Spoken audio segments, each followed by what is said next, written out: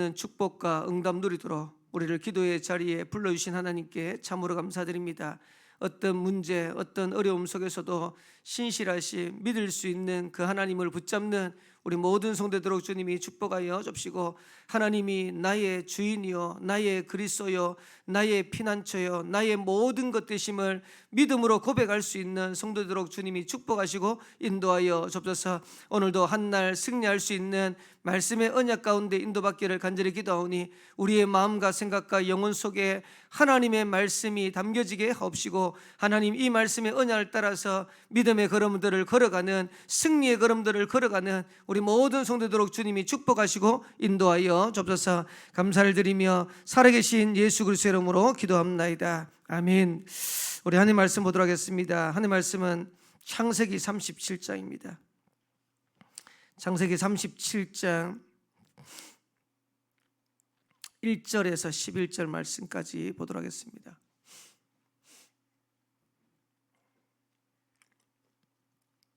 창세기 37장 1절에서 11절 말씀까지 다 하였으며 한 절 한 절씩 교도하겠습니다. 야곱이 가나안 땅 곧 그의 아버지가 거류하던 땅에 거주하였으니, 야곱의 족보는 이러하니라. 요셉이 17세의 소년으로서 그의 형들과 함께 양을 칠 때 그의 아버지의 아들들 비라와 실바의 아들들과 더불어 함께 있었더니 그가 그들의 잘못을 아버지에게 말하더라.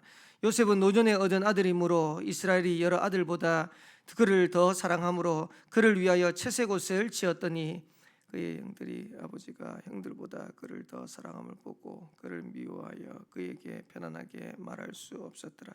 요셉이 꿈을 꾸고 자기 형들에게 말하며 그들이 그를 더욱 미워하였더라. 요셉이 그들에게 이르되, 청하건대 내가 꾼 꿈을 들으시오.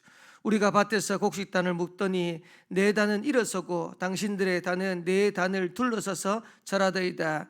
그의 형들이 그에게 이르되, 내가 참으로 우리의 왕이 되겠느냐, 참으로 우리를 다스리게 되겠느냐고 그의 꿈과 그의 말로 말미암아 그를 더욱 미워하더니, 요셉이 다시 꿈을 꾸고 그의 형들에게 말하 이르되, 내가 또 꿈을 꾼즉 해와 달과 열한 별이 내게 절하더이다 하니라. 그가 그의 꿈을 아버지와 형들에게 말하며 아버지가 그를 꾸짖고 그에게 이르되, 내가 꾼 꿈이 무엇이냐, 나와 내 어머니와 내 형들이 참으로 가서 땅에 엎드려 내게 절하게. 같이 읽겠습니다. 그의 형들은 시기하되 그의 아버지는 그 말을 간직해 두었더라. 아멘.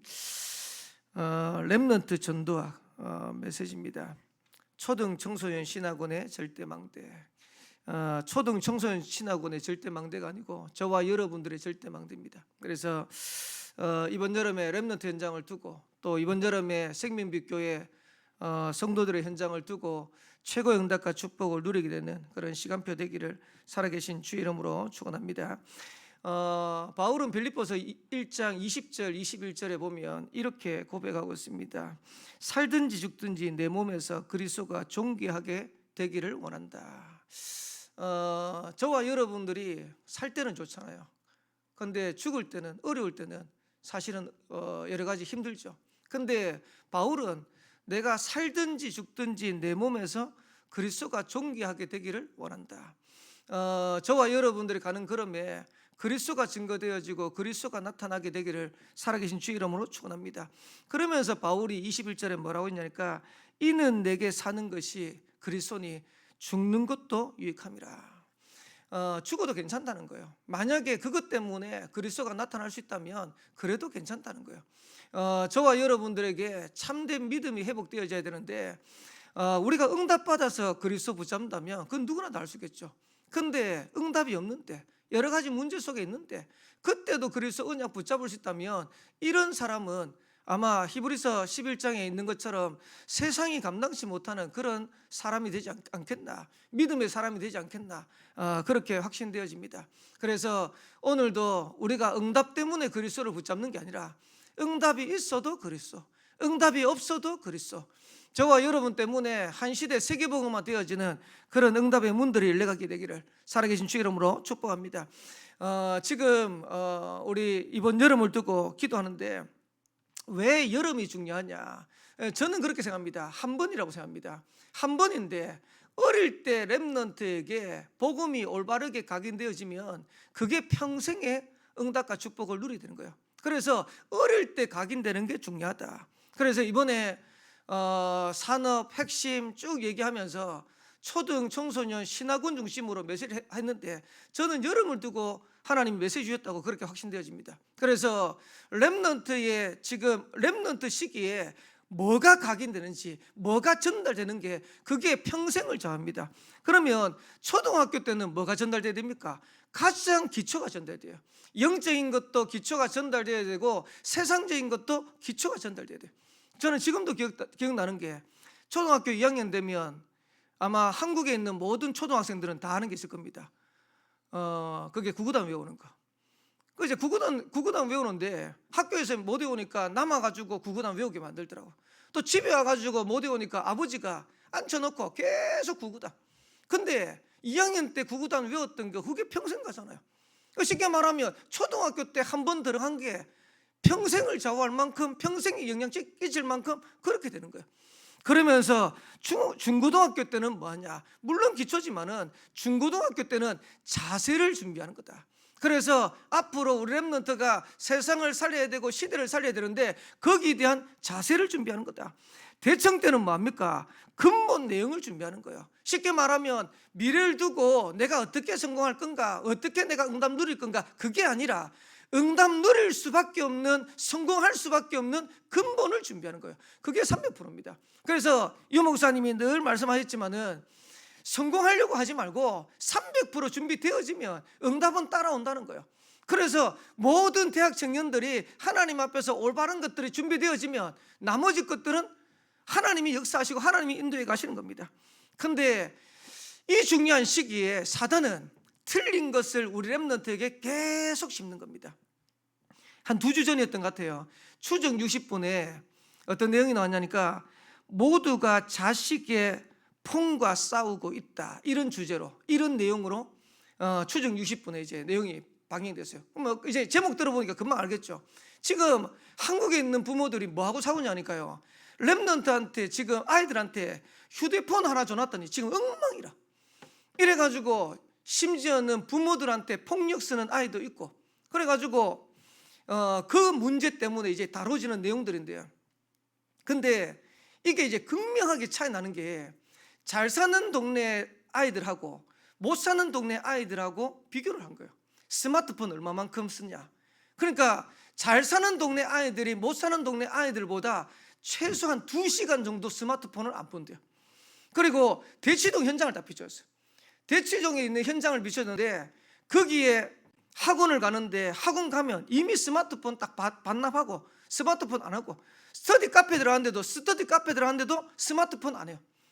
이래가지고 부모들이 이제 아이들한테 이걸 통제를 하는데, 스마트폰 이제 보통 아이들 이제 스마트폰 게임하고 다 하잖아요. 근데 대치동 아이들은 폴더폰 있는 애들도 많고, 그리고 스마트폰에 앱이 아무것도 없어.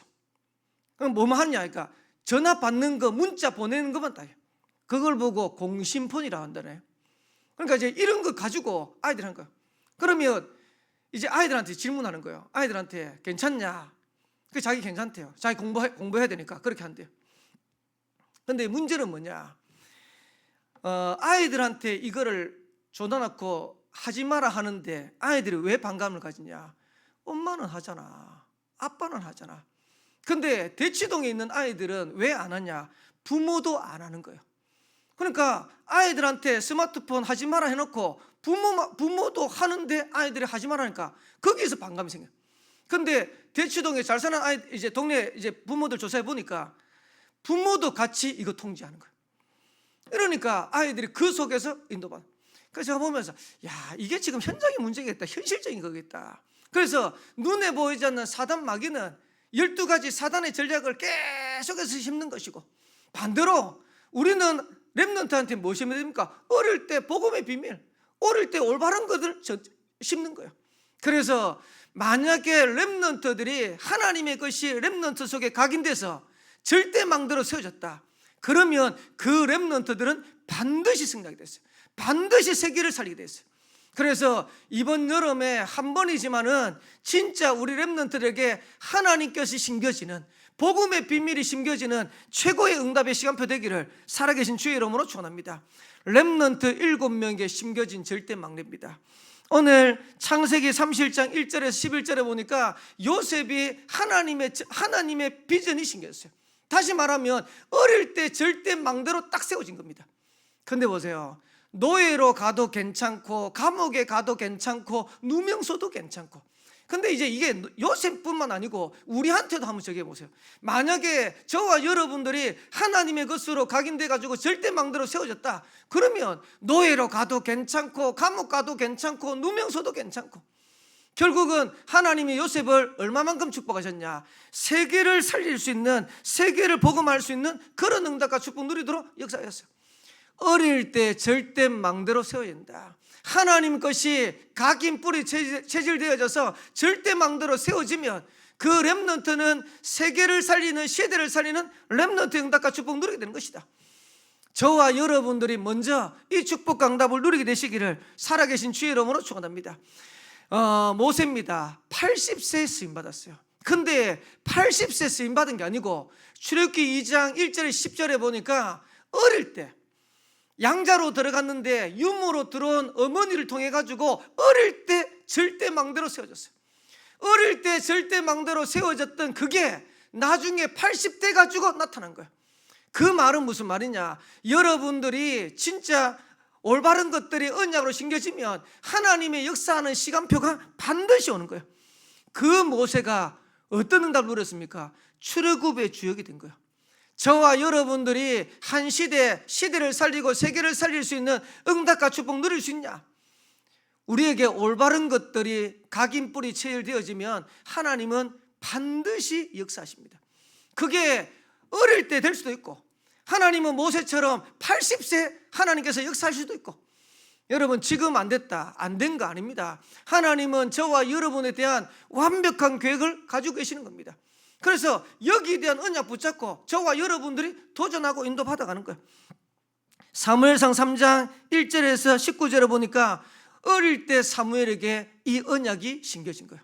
어린 사무엘이 어릴 때 어머니가 아예 성전에 맡겼잖아요. 그러니까 어릴 때부터 하나님 주시는 것으로 절대 망대가 딱 세워진 거예요. 나중에 어떻게 됐냐, 미스바 운동에 주역된 거예요. 다윗 같은 시대적인 인물을, 제자를 키워낸 거예요. 그러면서 시편 78편 70절 72절을 보니까 다윗 어릴 때입니다. 믿음과 실력을 준비했어요. 어릴 때입니다. 영성과 지성을 준비했어요. 근데 하나님은 그 어린 다윗을 들어가지고 이스라엘 살리는 왕으로, 이스라엘 살리는 목자로 하나님 축복하셨어요. 나중에는 어떻게 됐습니까? 언약궤가 들어갈 성전을 완성할 수 있는 완벽한 준비를 다윗이 하고 누린 겁니다. 그러면서 열왕기상 19장 1절에서 21절에 보니까 엘리사, 12결이 소를 몰 만큼 그런 부자였던 엘리사인데 하나님이 엘리야를 통해서 불렀어요. 그 엘리사에게 하나님의 것으로 절대 망대가 딱 세워진 거예요. 나중에 열왕기하 2장에 보니까 엘리야가 승천하기 직전에 묻잖아요. 내가 하나님 앞에 부름받아 갈 시간표가 됐는데 너한테 뭐 주기를 원하냐? 선생님 영감에 갑절을 얻기를 원하나이다. 갑절의 영감을 할까 해주옵소서. 다시 말하면 진짜로 우리가 절대 망대로 세워지면 육신적인 거, 세상적인 거 그거 따라가는 게 아닙니다. 갑절의 영감을 주옵소서. 이 힘을 가지고 엘리사가 뭐였냐? 도단서 운동에 주역이 된 것이다. 그래서 이번 여름에 렘넌트에게 진짜 올바른 것들이 심겨지면 우리 렘넌트 통해서 세계복음할 수 있는 렘넌트 후대들이 얼마든지 일어날 수 있다. 바벨론을 치유한 다니엘 세 친구 에스더입니다. 아예 뜻을 정해버렸어요. 다니엘서 1장 8절에서 9절에 알잖아요. 우상에게 드려진 제물에게 내가 제물을 먹지 않겠다.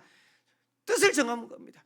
그리고 다니엘서 3장에 보면 그리 아니하실지라도, 하나님께서 우리를 살려주실 것인데 그리 아니하실지라도, 에스더서에 보면 죽으면 죽겠습니다. 어릴 때 들어간 것들이 올바르게 각인 뿌리 체질되어지고 절대 망대 되어지니까 죽음의 위기가 와도 상관없어요. 그 어려움 속에서도 하나님 앞에서 언약 다 붙잡고 믿음에 도전하는 겁니다. 이런 믿음의 사람을 통해서 하나님은 시대를 살리고 세계를 살리는 응답을 누리게 하신 겁니다. 그리고 바울입니다. 사도행전 9장 15절에 이 사람은 내 이름을 이방인과 임금들과 이스라엘 자손들에게 전하기 위한 택한 나의 그릇이다. 하나님의 망대가 세워진 거예요. 그 시간표부터. 그때부터 바울은 그 어떤 핍박과 어려움 속에서도 세계복음할 수 있는 전도자로 인도받아가는 거예요. 문제는 이제 우리 렘넌트가 이렇게 클 건데 저와 여러분들이 여기에 대한 언약을 탁 붙잡으셔야 돼요. 제가 예전에 본 책인데 20년 후에 너희들이 말해라, 이런 책이 있어요. 누가 지었냐니까 파스텔 유업의 창업자인 최명재 회장이 자기 자서전적인 책인데 민족 사관고를 지었잖아요. 민족 사관고를 지었는데 왜 그랬냐? 우리나라에도 우리나라 사람 중에 우리나라 후대들 중에서 노벨상 탈 수 있는 그런 후대들 나와야 되지 않냐? 그래서 제대로 어릴 때부터 그런 교육을 할 수 있는 고등학교를 만들어야겠다. 이래가지고 파스텔 우유 알지 않습니까? 거기에 있는 자기가 벌었던 모든 사재를 다 틀어넣었어요. 제가 알기로는 그때 당시 한 100억 정도. 그래가지고 틀어넣어가지고 민족 사관고를, 그러니까 민족 사관고가 또 이제 하는데 중간에 어려움도 많았어요. 그러니까 이제 나머지 자기 전 재산 그걸 다 넣었어요. 그러면서 이 최명재 회장이 민족 사관고를 짓고 난 다음에 그 들어가는 입구에다가 좌대를 15개를 쫙 놨어요. 그래가지고 아이들이 물으면 저거 뭡니까? 이러면 앞으로 민족 사관고에서 노벨상 타는 사람이 나오면 그 좌대에다가 흉상을 놨는 거다. 이래가지고 15개의 좌대를 쫙 놔두고 지금도 그게 있답니다. 아직까지 우리나라에 노벨상 나오진 않았죠. 근데 지금도 민족 사관고는 우리나라에서 최고의 학교예요. 그래서 유튜브 같은 데 한번 보세요. 민족 사관고. 그래서 이제 보면서 어떤 세대냐니까 그래. 렘넌트 후대도 후대지만은 이런 렘넌트를 두고 진짜 기도하는 진짜 마음을 닫는 어른들이 일어나야 돼. 그래서 저와 여러분들이 이번 여름을 두고 렘넌트 일어나면 좋겠다가 아니고 가장 먼저 시작해야 될 게 뭐냐? 생명빛교회 성도들이 이걸 두고 기도부터 시작하셔야 돼요. 그래서 우리가 올바른 렘넌트의 비전이 우리에게 담겨진다면 하나님은 그 기도 속에서 한 시대를 살릴 수 있는 후대를 렘넌트를 이렇게 가실 것이다. 그래서 진짜로 우리 손에서 생명빛교회 후대를 속에서 시대를 살리고 세계를 살리는 렘넌트 일어날 건데, 이를 위해서 저와 여러분들이 먼저 언약을 붙잡는 그런 응답의 시간 되길 바라고, 저와 여러분들이 먼저 기도가 시작되어지는 그런 응답의 시간표 되기를 살아계신 주의 이름으로 축원합니다. 그러면 하나님 주신 언약을 붙잡고 기도하면 하나님의 언약이 성취될까 안 될까요?